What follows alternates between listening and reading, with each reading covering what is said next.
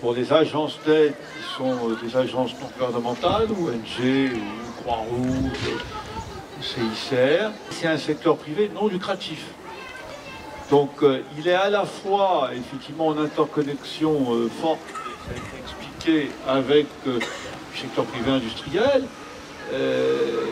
mais en même temps il n'est pas dans une logique, il applique un certain nombre de méthodes managériales, voire de méthodes de type entrepreneurial, mais avec des objectifs qui sont tout de même différents de celui de l'industrie. Encore que, on le voit avec Nutricet, sans vouloir faire la com du Nutricet, ils la font très bien.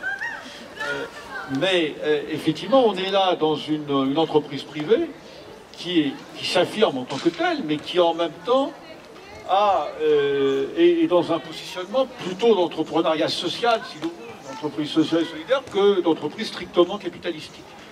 Comment on en est arrivé là? Parce que finalement, on vous a expliqué très bien ce qu'était Nutricet et le Plumpy Nut, enfin d'autres Plumpy d'ailleurs. Bon, pour ceux qui ne le savent pas, on l'a montré tout à l'heure, mais finalement, ça ressemble beaucoup. C'est la pâte à tartiner en quelque sorte, quelque part. C'est comme du Nutella presque. En plus, c'est bon. C'est pas mauvais en tant que tel. Et c'est pas négligeable non plus. Donc c'est une innovation industrielle incontestable. Mais c'est une innovation industrielle en plus qui est acceptée à la fois, qui a été conçue pour être acceptée culturellement et en termes effectivement de suppléments alimentaires, parce que c'est ça donc par rapport à l'alimentation de base pour des enfants malnutris. Il faut voir que dans les agences humanitaires, on voit à peu près 3-4 fois, si ce n'est pas 10 fois par an, arriver des gens qui viennent vous expliquer que vous n'y comprenez rien, vous n'y connaissez rien, et qu'ils ont trouvé des produits miracles. Par exemple, pendant plusieurs années, je ne me souviens plus exactement de quoi il s'agissait, mais Christian Trouvé, qui est ici avec nous et qui est un spécialiste de ces questions-là, nous dira tout à l'heure. Il y a des gens qui sont venus expliquer qu'ils avaient inventé des composants à base d'algues. Or, c'était verdâtre et c'était mauvais. Parce que le goût était détestable. Tandis que le Plumpy Nut a un goût différent. Mais ce qui me paraît quand même devoir être souligné là-dessus, et aussi par rapport à ce que vous disiez tout à l'heure, Weizmann, c'est que ça n'est pas arrivé tel que. C'est-à-dire qu'effectivement, les agences humanitaires ont des pratiques de recherche-développement également. Et elles travaillent effectivement sur l'amélioration de la qualité de l'aide et l'efficacité de l'aide. Et donc, en fait, elles ont une activité de recherche-développement qui, ensuite, pour le produit en question, a été reprise par Nutricet et étendue en tant que telle, mais de façon générale, on constate, et c'est relié au secteur privé industriel, qu'il y a des activités de recherche-développement. Vous évoquiez tout à l'heure la Toyota voiture. Je peux vous donner un exemple en tout cas là-dessus. Je ne sais pas si c'est du design, mais en tout cas en termes de besoins et de réponse aux besoins, grâce à ces efforts de recherche-développement, les agences humanitaires ont mis au point des foreuses qui, dans les zones désertiques, lorsqu'un camp de réfugiés est installé dans une zone désertique, il faut trouver de l'eau. Et donc elles ont mis au point effectivement des foreuses, à partir effectivement de foreuses classiques, qui sont spécifiquement destinées à rechercher de l'eau à très grande profondeur pour l'amener dans les camps de réfugiés. Donc il y a aussi des efforts là-dessus. Et le troisième point qui à la fois rapproche et diffère, moi je ferai double comparaison. Le rapport entre les agences privées non lucratives, ça a été évoqué tout à l'heure, et l'industrie, il peut aussi s'identifier par comparaison avec la communication en matière effectivement publicitaire, ce que vous évoquez, qui était évoqué tout à l'heure, en matière de collecte de fonds. Ce qu'on constate, c'est qu'au départ, moi j'ai participé il y a 2-3 ans au Musée des Arts Décoratifs à l'élaboration avec les conservateurs d'une exposition sur effectivement la communication humanitaire et la publicité humanitaire. Et c'est vrai qu'au départ, on constate que ces deux milieux qui étaient totalement séparés, antagonistes, et qui, peu à peu, ont appris à travailler ensemble, chacun préservant globalement, disons, son identité, mais à travailler ensemble. Et il y a aussi du côté du secteur privé, à ce moment-là, des agences de communication, à la fois un intérêt de solidarité, intérêt citoyen, mais aussi un intérêt commercial à travailler avec les agences d'aide. Le dernier point, c'est que ces évolutions dont on parle, moi, me font penser aussi à des évolutions qui sont à l'intérieur du champ humanitaire. C'est-à-dire on l'a évoqué tout à l'heure, on parle de besoins. Or, de plus en plus aujourd'hui, une interrogation sur le passage des besoins vers les droits. Donc le droit à l'eau, le droit à la santé, le droit à l'alimentation, le droit à la qualité de l'aide et ce qu'on appelle les bénéficiaires, les destinataires de l'aide. Sur le terrain, ce n'est pas des victimes innommées qui regardent béatement l'aide arriver. Ils ont des revendications. Ils sont critiques souvent vis-à-vis de l'aide. Ils disent c'est pas bien, c'est pas suffisant, il n'y en a pas en quantité suffisante ou c'est pas adapté.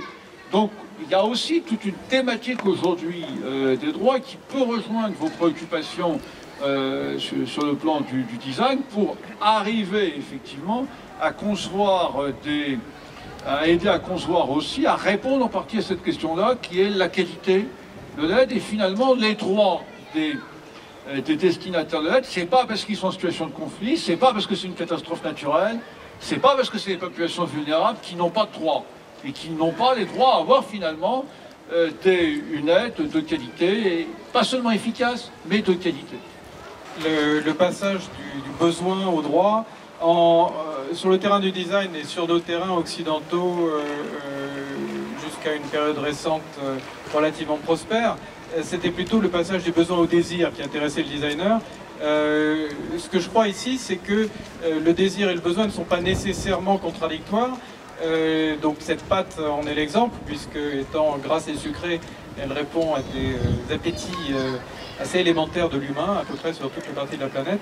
Je crois que le design ici peut être intéressant, je pense, dans sa capacité, il me semble, assez exceptionnelle parmi beaucoup d'autres disciplines créatives, à réconcilier des contradictions. Et celles qui existent sur le terrain humanitaire sont très très nombreuses.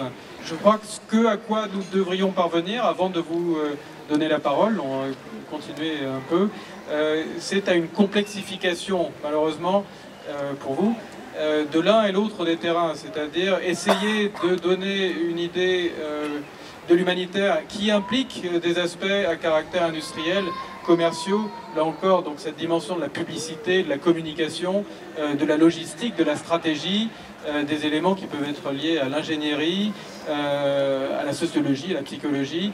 De la même manière, du côté du design, on va trouver aussi de multiples aspects qui dépassent largement celle de la mondanité parisienne, même si le lieu où nous sommes et la célébration du design dans laquelle nous nous trouvons parle beaucoup plus largement de ça. Je voulais juste rebondir sur une chose que disait Philippe Rickman quand vous parliez de la pâte Club Peanut, en disant et en plus c'est assez bon si on aime le beurre de cacahuète et c'est pas négligeable. Même plus, c'est essentiel parce que justement c'est là que ça aussi rejoint votre conclusion. Les populations ne sont pas des pauvres petites choses, elles ont des revendications. Si elles ne trouvent pas ça bon, l'acceptabilité du produit, elle est essentielle pour un produit comme celui-là. Et je pense que là-dessus, le secteur privé reste quand même un peu meilleur que le secteur privé à but lucratif, reste peut-être un petit peu meilleur que le secteur privé à but non lucratif pour élaborer des solutions qui répondent au goût des consommateurs, parce que ce sont... On parle de bénéficiaires, mais ce sont aussi on peut les voir comme des consommateurs d'aide. Ça paraît un gros mot, mais c'est aussi ça. Le design, entre guillemets, humanitaire, il y a eu depuis quelques années le développement de tout un courant de pensée avec un bouquin d'un économiste indien, Prahalad. Le titre de son bouquin, c'était 4 milliards de consommateurs pauvres, la fortune au bas de la pyramide. C'était comment le secteur privé, c'était assez provocateur, mais comment le secteur privé a un vrai rôle à jouer pour designer des produits et des services qui répondent aux besoins de ces populations et à leur pouvoir d'achat extrêmement limité. Et donc, il va y avoir dans des exemples de design par rapport à la voiture, en Inde, Tata Motors, ils ont fait une voiture à 1000 €, je crois, ou quelque chose comme ça, qui est aussi pour répondre à l'émergence d'une classe moyenne qui a envie d'une voiture en Inde. Je pense pas que ce soit très bon pour l'environnement, mais ça c'est autre chose. Il y a beaucoup d'entreprises qui, en plus, dans tout ce courant de responsabilité sociétale des entreprises, se sont dotées de branches qui s'intéressent spécifiquement à la mise au point de produits pour répondre aux besoins des plus pauvres. Et donc, j'ai vu à plusieurs conférences, j'ai assisté à des présentations de produits par Schneider Electric qui vous fait vos interrupteurs chez vous. Ben, ils font aussi des lampes à base de LED qui sont distribuées dans toute l'Inde, ou des petits poêles. Il y a des problèmes d'infection respiratoire souvent dans les foyers liés à l'utilisation du bois, donc des univers saturés avec des gaz toxiques, etc. Ils font des poêles non polluants qui vont réduire les infections respiratoires, consommer moins, coûter moins cher in fine. Et je pense que dans ce domaine-là, ça fera partie, j'imagine, pour une entreprise comme Humanitarian Design Bureau, il y aura des clients comme Nutriset, il y aura des clients sans doute comme toutes ces entreprises qui s'intéressent à la distribution commerciale des produits, contrairement à Nutriset. Juste une petite question complémentaire. Est-ce que vous ne pensez pas que la complexité du circuit des bailleurs de fonds de l'humanitaire ne rend pas les choses quand même nettement plus, plus complexes? Enfin voilà, je veux dire, dans le cas par exemple du Humanitarian Design Bureau, comment on gère les choses? En fait, je pense que c'est quelque chose qu'il faut bien comprendre, c'est-à-dire qu'on essaie de comparer le design, maintenant on parle de design humanitaire, donc on essaie de le comparer avec le design, tel qu'on le comprend, le design de conception de produit. Évidemment, dans un système économique classique, on est entre un producteur, un distributeur, un consommateur. Dans le cas de l'humanitaire, ça devient beaucoup plus compliqué. On a abordé la question du bailleur. Donc il faut imaginer qu'en haut de la pyramide, pour prendre le mot de la pyramide, il y a quelqu'un qui décide, en fait des organismes qui décident d'intervenir sur une zone pour des raisons X ou Y, catastrophes naturelles. On va peut-être revenir à l'histoire de la situation au Sahel. Il y a une organisation, on va dire l'ONU, qui prend la décision d'intervenir sur ce terrain. Ça veut dire qu'il y a des crédits qui vont être libérés pour ce terrain. Derrière ces crédits, il y a un type d'intervention qu'on prévoit. Derrière ces types d'intervention qu'on prévoit, il y a des zones, il y a maintenant une tendance à appeler ça des clusters, il y a des zones qui vont être sur lesquelles l'aide va intervenir. Les clusters en plus sont à deux niveaux, c'est-à-dire qu'il y a une histoire de territoire. Voilà, toi tu t'occupes de cette ville-là, mais il y a aussi des histoires de spécialisation, intervention médicale, intervention sur la... Voilà. Et en fait, toute cette organisation, elle suppose que tous ces gens-là sont des consommateurs. C'est-à-dire que si on compare avec le monde industriel, il faut que toutes ces personnes aient envie de consommer le produit que développerait le design humanitaire. Ça rend évidemment les choses tellement plus complexes et demande absolument à ce que ce cahier des charges initial soit fait avec chacun. Parce que pour que cette chaîne fonctionne, et je l'ai arrêté parce que sinon ça sera très long, évidemment il faut aller jusqu'au bénéficiaire. Il faut imaginer que tout est difficulté. C'est-à-dire que le transport est difficulté parce qu'il va du bateau, du simple container arriver à dos d'homme pour l'amener jusqu'au bout. En fait, voilà, j'essaie de m'arrêter, pourtant j'en parle quand même. Mais donc il faut imaginer que tout le monde est important dans la chaîne. L'ONG qui va utiliser le produit, c'est elle qui doit en avoir envie, parce que c'est elle qui va le donner au bénéficiaire. C'est elle qui pense qu'elle sait ce que c'est que veut le bénéficiaire. C'est-à-dire que non mais je le sous-entendais malheureusement, mais c'est vrai que c'est-à-dire qu'il faut convaincre tout le monde dans la chaîne. L'UNICEF a un rôle de prescripteur très important. L'UNICEF peut décider une chose qui va être appliquée sur des territoires immenses, qui va concerner des millions de personnes, parce qu'eux ils ont décidé ça et parce qu'ils interviennent au-dessus des ONG. Je vais peut-être un peu vite là. Mais voilà, donc l'idée c'est qu'eux ils peuvent imposer quelque chose aux ONG, mais donc eux ils doivent être d'accord. Eux, ça doit plaire à eux. Mais eux, ils ne sont pas sur le terrain avec le bénéficiaire en direct, ou s'ils le sont, c'est par l'intermédiaire de ces ONG. Donc c'est très très complexe, et nettement plus complexe que, évidemment, dans l'industrie classique. Voilà. Je laisse l'UNICEF réagir à ce que je viens de dire. Mais ça fait partie d'une contrainte qui n'est même plus... J'ai pas parlé de produit, hein. J'ai juste dit... Je parle d'une première contrainte qui est juste cet organigramme, juste cette organisation est déjà une première contrainte. Je voulais me permettre trois petites réflexions rapides. La première sur le goût du produit. Étonnamment, un enfant qui souffre de malnutrition aiguë sévère n'a pas faim. Donc de toute façon, il est hors de question de lui donner effectivement des algues vertes qui puent, c'est totalement hors de question. Parce que si l'appétence n'étant pas là, si l'enfant n'est pas attiré réellement par le produit, l'enfant de toute façon ne le mangera pas. Et donc même si le produit est miraculeux, formidable, il restera dans son sachet. Donc c'est raté. Ou dans sa boîte, ou dans son conditionnement. Après, pour réagir par rapport aux Toyota qu'on utilise dans les programmes humanitaires en règle générale, ce ne sont pas des Toyota comme ceux qui roulent dans nos rues à Paris. Ce sont des véhicules qui, partis de véhicules standards de base fabriqués par Toyota, ont aussi eu des transformations via des solutions de design, via des solutions d'ergonomie, des choses comme ça. Ce sont les véhicules qui sont transformés pour répondre à des besoins de terrain qui n'ont rien à voir avec les besoins auxquels nous devons répondre ici à Paris avec les mêmes Toyota. Donc ce sont encore d'autres exemples de design qui existent déjà dans l'humanitaire de façon non coordonnée, comme vous le disiez tout à l'heure, mais qui existent. De même façon, les humanitaires de plus en plus font, dans le sens du design, ils fabriquent des kits, ce qu'ils appellent des kits. Donc on a par exemple un kit hôpital de campagne, où on a un kit prise en charge 10 000 déplacés. Donc vous allez avoir un kit qui va faire tant de palettes, et dedans il y a tout pour prendre en charge. Alors on parlait des latrines, on parlait de l'eau, les rampes de distribution d'eau, les stockages souples, les poches un peu type Zodiac pour stocker de l'eau dans des réservoirs souples. Voilà, donc ils travaillent énormément avec des solutions qui existent déjà, mais sans aucune forme de coordination. Et les fournisseurs des organisations humanitaires auprès desquelles les humanitaires achètent ne sont généralement pas trop inclus dans ces démarches de design, parce que eux vont faire des produits qui sont voués à des marchés standards, des marchés qui s'adressent à vous et moi, qui s'adaptent pas forcément aux contraintes de l'humanitaire. C'est toute la démarche que nous avons là à Nutri7 avec cette collaboration avec HDB pour entrer dans la démarche du design qui existe dans l'humanitaire et puis essayer de la coordonner avec les humanitaires et les bénéficiaires qui sont tout au bout de la chaîne logistique.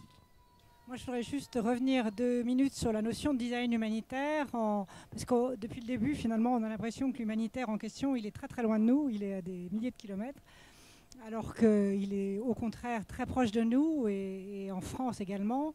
Mais sans parler de choses précises qui se passent en France, je voudrais simplement rappeler qu'en anglais, le design humanitaire, ça se dit the design for the others, avec même une précision qui est the design for the other 90% cities.